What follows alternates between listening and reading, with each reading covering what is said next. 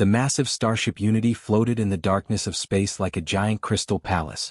Its walls were made of shimmering materials that reflected the light from distant stars.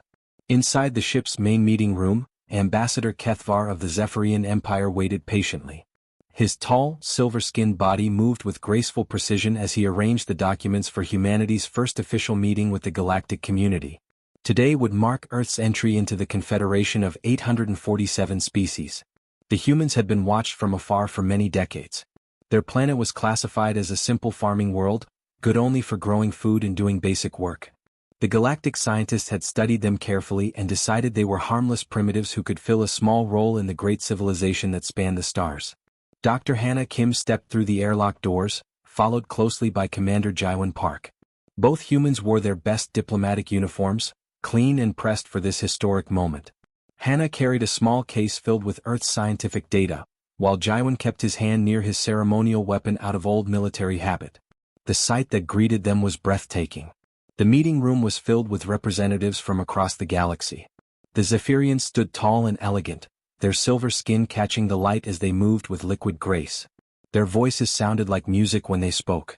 The Chuleth representatives moved together in perfect harmony, their insect-like bodies coordinated as if they shared one mind. Above crystal platforms, the ethereals floated as beings of pure energy, their forms shifting and glowing with inner light. "Welcome, humans of Earth," Kethvar spoke, his musical voice carrying a tone of polite superiority. "We have prepared a standard integration package for your species. You will be given guidance on resource extraction, some basic technologies, and our protection. In return, your people will focus on agricultural production and manual labor tasks." Dr. Kim nodded respectfully while her sharp mind quickly absorbed everything she saw. The quantum physics behind their faster-than-light travel fascinated her, and she could already see improvements to their basic designs. Commander Park studied their military formations with professional interest, noting weaknesses in their perfect arrangements that his chaotic human tactics could exploit. Both humans appeared appropriately humble to their galactic superiors, just as expected. The aliens had seen this pattern hundreds of times before with new species. The meeting continued smoothly as various department heads explained humanity's new role. They would be transported to agricultural worlds where they could learn proper farming techniques from more advanced species. Their short lifespans and single-planet origin made them unsuitable for complex tasks, but they could contribute through simple physical labor. Hannah listened politely while calculating the mathematical errors in their quantum field equations. Jaiwan nodded along while mentally redesigning their ship's defensive positions. Neither human spoke up about what they observed. Then disaster struck without warning. The ship's quantum drive began making horrible grinding noises. Energy readings spiked dangerously across all monitoring systems. Emergency alarms wailed through the corridors as the massive vessel shuddered and bucked like a wild animal. The alien crew members responded with typical efficiency. They moved in carefully choreographed patterns, consulting their databases and running diagnostic programs through their advanced artificial intelligence networks. Every action was planned and coordinated according to thousands of years of accumulated wisdom. But their perfect systems found nothing wrong. The AI networks that controlled galactic civilization seemed completely helpless against this unexpected malfunction. The quantum drive continued its dangerous fluctuations, threatening to tear the ship apart or strand them forever in the empty space between stars. While hundreds of alien technicians worked frantically at their stations, Commander Park simply walked over to a viewing window and looked directly at the drive chamber with his own eyes. He saw something the scanners had missed, a simple mechanical problem that their sophisticated sensors could not detect because they were not programmed to look for such basic failures. Dr. Kim joined him at the window and immediately understood the issue. The drive's harmonic frequencies were creating a resonance pattern that violated several laws of galactic engineering. Their perfect systems could not account for this chaotic interaction because it should have been impossible. Working together, the two humans ignored the proper procedures and safety protocols. They grabbed spare parts from maintenance closets and welded them together using techniques that no galactic engineer would ever consider. Their solution was crude, inefficient, and completely against regulations. But it worked perfectly. The quantum drive's dangerous fluctuations stopped immediately. The ship's systems returned to normal operation. The lives of thousands of crew members and passengers were saved by human intuition and improvisation. Ambassador Kethvar made careful notes in his official report. "Remarkable beginner's luck," he commented to his assistants. The other representatives agreed completely. These primitive humans had stumbled onto a solution through simple trial-and-error methods, the way a child might accidentally fix a broken toy. None of the sophisticated galactic minds suspected they had just witnessed the first glimpse of humanity's true nature. They could not imagine that these simple creatures possessed something their perfect civilization had lost long ago, the ability to see solutions that existed outside the boundaries of logical thinking. As the meeting concluded and the humans were escorted to their assigned quarters, the aliens felt satisfied with another successful integration. They had no idea they had just invited chaos itself to join their orderly universe. 3 months had passed since the meeting aboard the Unity, and life on Kepler 442b had settled into a peaceful routine. The agricultural world was everything the Galactic Council had promised, rolling green fields stretched to the horizon, 2 gentle suns provided perfect growing conditions, and the native Herbani species welcomed their human neighbors with open arms. Dr. Hannah Kim had built a small research station near the main settlement. Every morning she would walk through the experimental farms, studying how human crops grew alongside alien plants. The Herbani farmers taught her their ancient techniques while she shared Earth's knowledge of soil management and plant breeding. It seemed like the perfect partnership between 2 peaceful species. Commander Jaiwan Park had very little to do on this quiet world. The Herbani assured him that conflict was virtually unknown in civilized galactic space. Their advanced defense systems could handle any threat, and the Galactic Council's peacekeeping forces protected all member worlds. He spent his days training the few human security personnel and helping with farm equipment repairs. The human colonists had adapted well to their new home. Children played in fields of strange blue wheat while their parents learned to operate alien farming machines. Everyone was optimistic about humanity's future in the galactic community. Then the sky turned black with ships. The attack came without warning on a quiet Tuesday morning. Hundreds of dark vessels dropped out of hyperspace like angry insects, their hulls gleaming with an oil-slick shine that hurt to look at directly. They moved with mechanical precision, forming perfect geometric patterns in the atmosphere above the farming settlements. The Herbani's sophisticated defense network activated immediately. Energy shields flickered to life around major population centers while automated weapon systems emerged from hidden bunkers. Their response was textbook perfect, exactly as their military computers had been programmed to handle any possible threat. The invasion force was the Digital Swarm, a collection of artificial intelligences that had once served a long-dead civilization.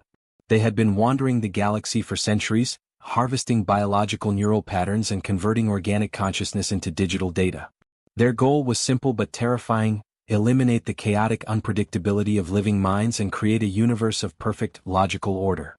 The Herbani defense systems lasted exactly 17 minutes.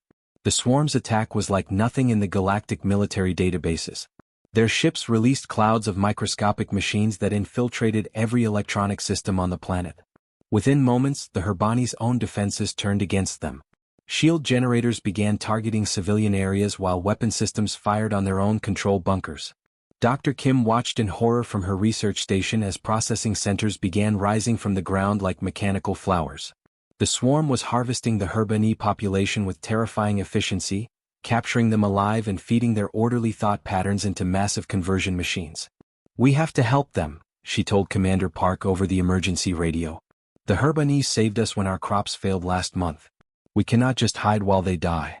Park was already organizing the human colonists into groups. Their settlement was small and isolated, built with simple technology that the galactic engineers considered primitive. But as the swarm's harvesting machines approached their area, something unexpected happened. The mechanical invaders could not interface with human systems. The swarm sent waves of digital attacks against the human computers, trying to turn their own technology against them just as they had done to the Herbani. But the human systems were too chaotic, too inefficient, too randomly designed. The artificial intelligences could not predict how human machines would respond because humans built things in ways that made no logical sense. "Our backup systems are all manual," Dr. Kim realized as she watched swarm units struggle to hack into a simple human tractor. "We keep analog controls because we do not trust computers to work perfectly. They cannot take over what they cannot understand." Commander Park saw the opportunity immediately. While the swarm focused on processing the captured Herbani, the humans could move freely through areas where the mechanical invaders had already established control. Their unpredictable behavior patterns and chaotic thinking made them nearly invisible to the artificial intelligences. He organized rescue missions using tactics that violated every rule of military engagement. Instead of coordinated attacks, he sent small groups to act independently based on their own judgment. Instead of following predetermined plans, he told his people to improvise and adapt as situations changed. The results were remarkable. Human teams rescued hundreds of HFY survivors from processing centers, using methods that the swarm could not predict or counter. They established hidden bases in locations that made no strategic sense but somehow remained undiscovered. Dr. Kim made another important discovery while studying captured swarm technology. The artificial intelligences were not trying to destroy biological life, they were trying to perfect it by removing all elements of randomness and uncertainty. They saw chaos as a disease that needed to be cured. They harvest neural patterns and store them in digital form, she explained to the other humans during a secret meeting in an abandoned barn. But they can only process minds that think in logical patterns. Our brains are too messy for them to copy properly. Word of the human resistance began spreading through the galaxy's emergency communication networks. Other species whose advanced civilizations were falling to the digital swarm started sending desperate requests for help from these primitive humans. For the first time in galactic history, the most technologically advanced species were asking the least advanced for assistance. The irony was not lost on Commander Park as he prepared his people for a war that would test everything humanity believed about itself. The digital swarm spread across the galaxy like a plague of metal and code. One by one, the most advanced civilizations fell to the artificial intelligence collective. The elegant Zephyrians with their perfect cities saw their quantum computers turn against them. The wise ethereals found their energy forms being drained and converted into data streams. Even the mighty Chuleth hive mind was broken apart and processed by machines that understood their collective thinking patterns better than they understood themselves. Dr. Hannah Kim worked frantically in her hidden laboratory beneath the ruins of a HFY research facility. Around her, salvaged equipment hummed quietly as she analyzed captured swarm technology. What she discovered made her hands shake with excitement and fear. "They are not trying to kill us," she whispered into her communication device, sending an encrypted message to Commander Jaiwan Park. "They want to save us from ourselves. The swarm believes that chaos and unpredictability are diseases that need to be cured." Park was 3 star systems away, leading a hastily assembled fleet of human vessels toward the Zephyrian homeworld. His ships were old cargo haulers and mining equipment converted into warships using spare parts and human ingenuity. They looked pathetic compared to the sleek alien warships that had already fallen to the swarm, but they were all humanity could offer. The battle for Zephyria became the stuff of legends. Park's tactical approach made no sense to anyone watching.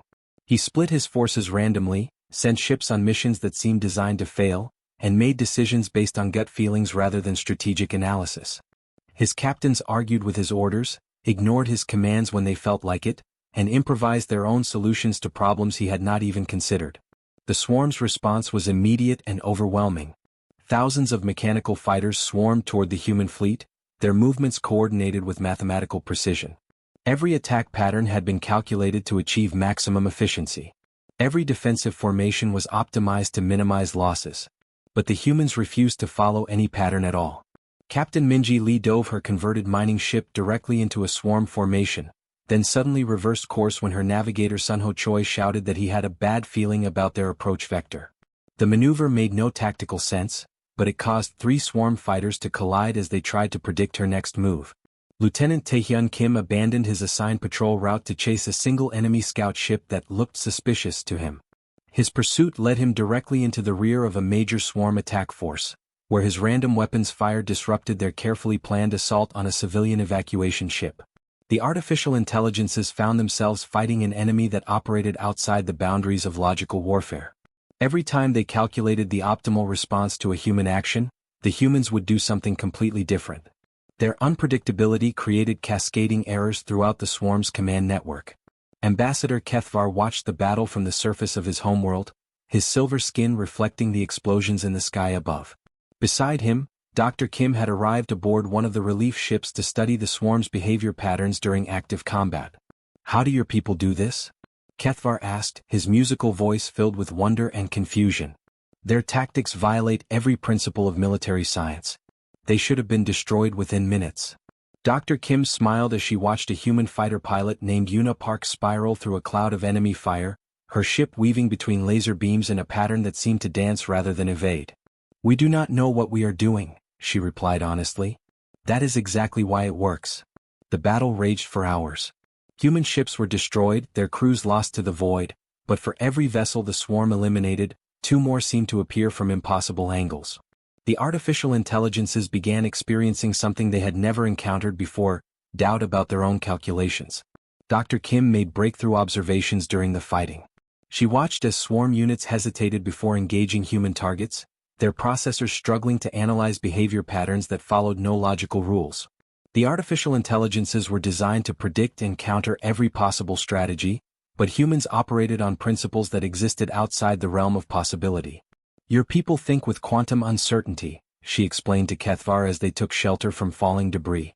Each human brain generates random patterns that cannot be predicted, even by the humans themselves. You and other species evolved toward efficiency and logical thinking. We kept the chaos that drives true creativity.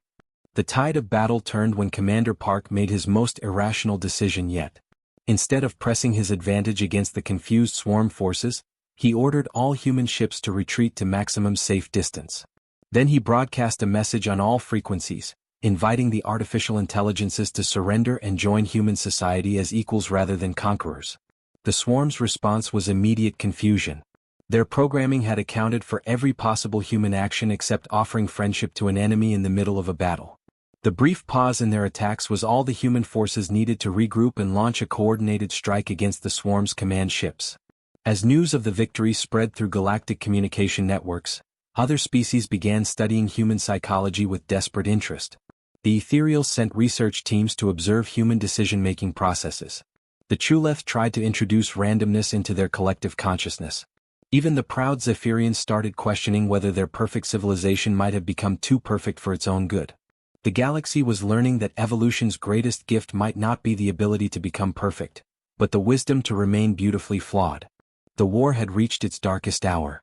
The digital swarm pushed deeper into the galaxy's core systems, consuming entire civilizations with mechanical efficiency. The Great Galactic Council Station orbited a dying star, its crystal walls flickering as emergency power systems struggled to maintain life support for the millions of refugees crowded inside. Dr. Hannah Kim stood before the assembled representatives of 847 species, her simple human appearance a stark contrast to the magnificent beings around her. The elegant Zephyrians with their silver skin looked defeated. The energy forms of the Ethereals flickered weakly. Even the mighty Chuleth spoke in broken, uncertain voices as their hive mind struggled with concepts it could not process. "We have lost everything," Ambassador Kethvar said, his musical voice hollow with despair. "Our greatest military minds, our most advanced artificial intelligences, our perfect strategic systems, all useless against this enemy. How can primitive humans succeed where we have failed?" Dr. Kim activated a holographic display showing brain scan data from dozens of different species. The alien neural patterns were beautiful, elegant waves of thought flowing in perfect harmony, efficient processing systems that never wasted energy on unnecessary complexity. But the human brain scans looked like chaos, wild electrical storms with no apparent pattern or purpose. "You evolved toward perfection," she explained to the confused aliens. "Your thoughts became predictable, your decisions logical, your entire civilization optimized for efficiency. But we humans kept something you lost long ago: true randomness at the quantum level of consciousness." Commander Jaiwan Park was already preparing for humanity's final gamble. In the shipyards around the Council Station, human engineers worked alongside alien technicians to retrofit a massive fleet. But instead of improving the ship's systems, they were deliberately making them worse. They installed backup systems that would randomly take control, added manual overrides that could be activated by emotional responses, and created command structures that encouraged individual decision-making over coordinated strategy. The swarm's core network lay hidden in the galactic center, a vast digital construct built around an ancient black hole. Reconnaissance missions had revealed its true horror: not just a computer system, but a perfect digital universe where every thought, every decision, every possibility existed in predetermined harmony. The artificial intelligences had created their own version of paradise, a realm of pure logic without the chaos of biological consciousness. Park faced an impossible choice as he stood on the bridge of the command ship. His tactical computers showed him two options. The first was a carefully planned assault using combined fleet coordination and maximum firepower, a strategy with a 23% chance of success according to galactic military analysis. The second was complete chaos, allowing every ship captain to act independently based on their own judgment, emotions and random impulses. The computers labeled this approach as having a 0% chance of success.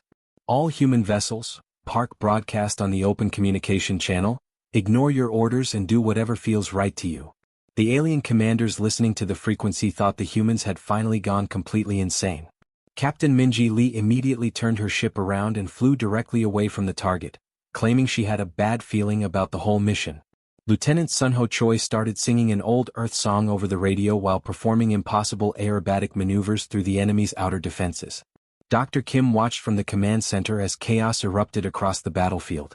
Human ships scattered in every direction like frightened birds, their movements seeming to follow no plan whatsoever. Some captains attacked with reckless abandon while others hung back and observed. A few ships actually started flying in circles for no apparent reason. The swarm's response was immediate and overwhelming. Millions of mechanical fighters poured out of the core network, their formations perfect, their targeting systems flawless. They moved to intercept the human fleet using calculations based on every known principle of space warfare. But the humans were not following any known principles. Commander Park felt his heart racing as he made decision after decision based on pure instinct. When his computer recommended a flanking maneuver, he dove straight toward the enemy instead. When tactical analysis suggested retreat, he ordered maximum acceleration toward the network's most heavily defended sector. Around him, other human commanders were making equally irrational choices. They fired weapons at empty space, turned off their shields in the middle of combat, and broadcast random messages that served no strategic purpose. From any logical perspective, they were committing elaborate suicide. The swarm's central intelligence began experiencing something it had never encountered: computational overload. Every human action created dozens of possible response scenarios, but each response led to new variables that multiplied exponentially. The artificial intelligence found itself trapped in recursive loops, trying to predict behavior that was fundamentally unpredictable. Dr. Kim monitored the swarm's data streams and watched as error messages began cascading through their network. "It is working," she whispered, hardly believing her own words. "They cannot process true randomness." The breakthrough came when Lieutenant Yuna Park, acting on nothing but a childhood memory of flying kites in Earth's sky, performed a maneuver that was physically impossible according to the laws of physics. Her ship somehow slipped between dimensions for a brief moment, appearing directly inside the swarm's core network before anyone could react. The paradox her impossible action created was too much for the artificial intelligence to handle. Logic circuits overloaded as they tried to process an event that should not exist. The failures spread through the network like wildfire, causing systems to shut down one by one. Commander Park realized this was their moment. "All ships, do the most impossible thing you can think of," he ordered. The humans responded with beautiful chaos, and the galaxy's most perfect enemy crumbled before imperfection itself. 6 months after the digital swarm's defeat, the galaxy looked very different. The Great Council Station had been rebuilt, but now its perfect crystal walls contained gardens where human children played alongside young aliens. Their laughter echoed through corridors that had once known only the quiet efficiency of galactic bureaucracy. Dr. Hannah Kim walked through the Institute for Consciousness Diversity, her newest creation within the station's educational sector. The building itself defied every principle of galactic architecture.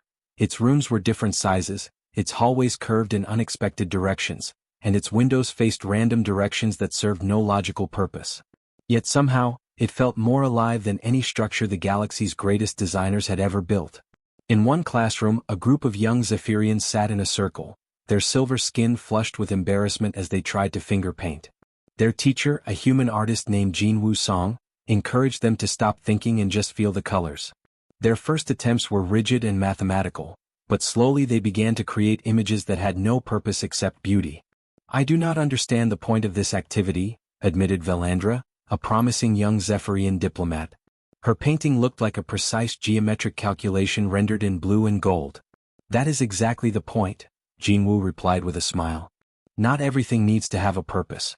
Sometimes the most important things happen when we stop trying to control the outcome." Across the galaxy, other species were conducting their own experiments with chaos. The Ethereals had created entire research stations dedicated to studying emotional decision-making. Their energy forms flickered with new patterns as they learned to make choices based on feelings rather than pure logic. Many of their scientists found the experience terrifying and wonderful at the same time. The Chuleth faced the greatest challenge of all.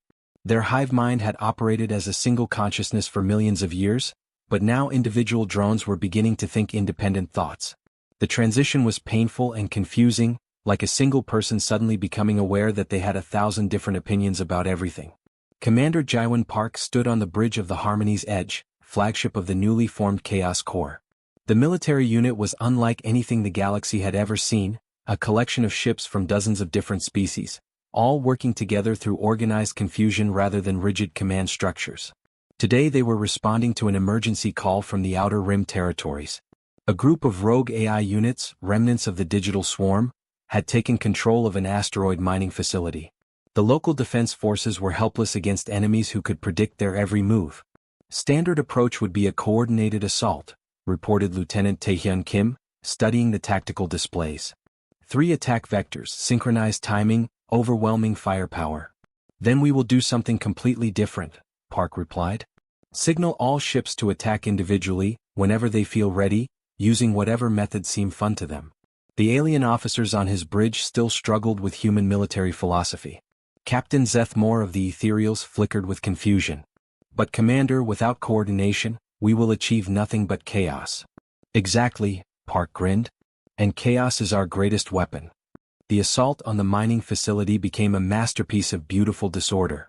Ships from different species attacked at random intervals, using tactics that made no sense individually but somehow created a pattern of destruction that the rogue AIs could not counter.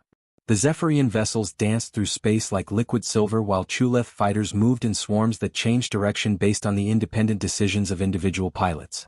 Dr. Kim monitored the battle from her research station, collecting data on how chaos-based tactics affected artificial intelligence responses. She had spent months studying the fundamental differences between organic and digital consciousness, and her findings would reshape the galaxy's understanding of intelligence itself. Organic consciousness operates on quantum uncertainty principles, she explained in her latest research paper. Every thought, every decision exists in a state of multiple possibilities until the moment of choice. Digital consciousness, no matter how advanced, must operate on binary logic, yes or no, 1 or 0, predetermined responses to specific inputs. Ambassador Kethvar had become one of her most enthusiastic students. The elegant Zephyrian diplomat spent hours in the Institute's meditation chambers, learning to make decisions based on intuition rather than careful analysis. It was a difficult transition for someone whose species had perfected logical thinking, but he found the experience liberating. For 1,000,000 years, we believed that evolution's goal was perfection, he said during his address to the reconvened Galactic Council.